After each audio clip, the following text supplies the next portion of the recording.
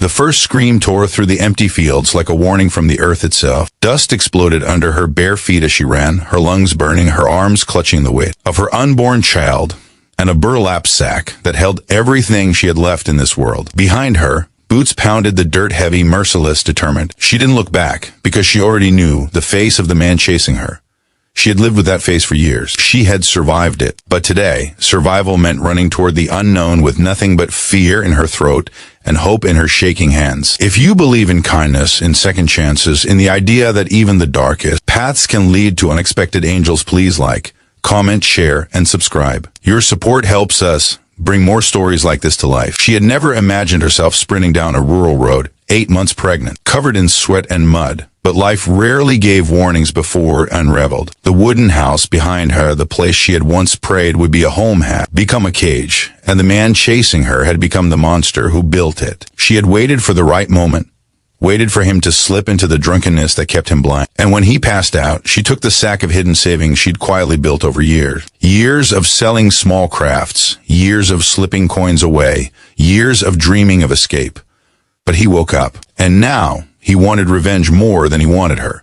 As she stumbled forward, the ground blurred beneath her. Every step felt like fire in her legs. Her baby shifted painfully inside her, reminding her that she wasn't running for one life, she was running for two. And then she saw it. A motorcycle parked outside a weathered wooden bar. The sunlight flashed across the chrome, and beside it stood a man with tattooed arms and a leather vest bearing a skull with wings. She didn't know who he was, but she knew what she needed. Anything that might keep her from collapsing into the hands hunting her. Her voice cracked as she reached him, but before she could force out words, he saw the terror in her eyes. He looked past her shoulder and spotted the man charging toward them. The biker didn't ask questions. He stepped in front of her, his boots solid in the dirt, his hands ready not for violence, but for defense, for protection. The stalker skidded to a halt, stunned to find someone standing between him and his prey. The biker's expression didn't change, but something in the air did. A warning, low and cold. And then more men walked out of the bar, rough-looking, tattooed, wearing leather vests that matched his. They were intimidating, the kind of men the world often whispered about with fear. But in that moment, to her, they looked like hope.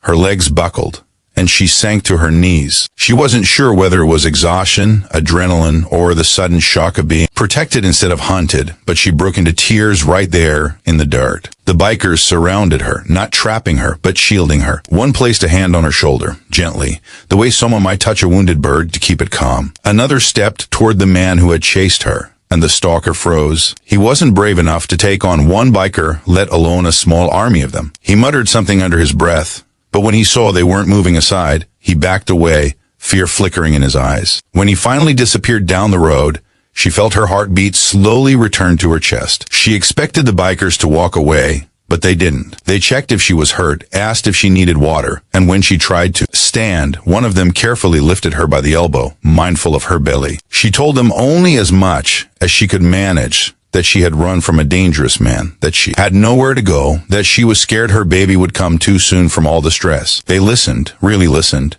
and then told her she was safe. Inside the bar, despite its rough exterior, the air was warm and steady. They laid her on a worn leather couch and brought her food, water, and a blanket. Someone called a woman one of their wives, who arrived moments later with calm eyes and hands that knew exactly how to help a frightened mother-to-be. She cleaned the scrapes on her legs, checked her breathing, and whispered reassurances that made her cry all over again. As the hours passed, something unexpected happened. The fear that had once been a heavy stone inside her chest began to soften. These men, these strangers the world judged for their looks, their leather, their noise, treated her with more compassion than she had felt in years.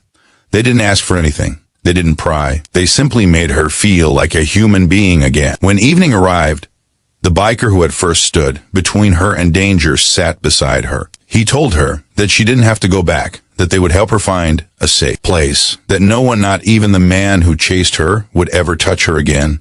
She believed him, not because of his strength, but because of the quiet conviction in his voice. Over the next few days, they helped her contact a shelter, a lawyer, and eventually the authorities. They rode with her to every appointment, a protective convoy that made her feel like she finally had an army fighting for her instead of against her. With their support, she began rebuilding, one breath, one step, one decision at a time. And when her baby finally arrived, a healthy little girl, those same bikers were waiting outside the hospital room, holding flowers they pretended were just something someone left behind. She named her daughter after the biker woman who held her hand through the worst contraction, a woman who had become like a sister in the days she needed one most. Her life didn't magically become perfect, but it became hers again. And sometimes, when she drove past long roads and distant bars, she remembered the day she ran for her life and found unexpected angels wearing leather and riding steel. If this story touched your heart, please remember to like, comment, share, and subscribe. Your support helps these emotional stories reach more people who need inspiration. Before you go,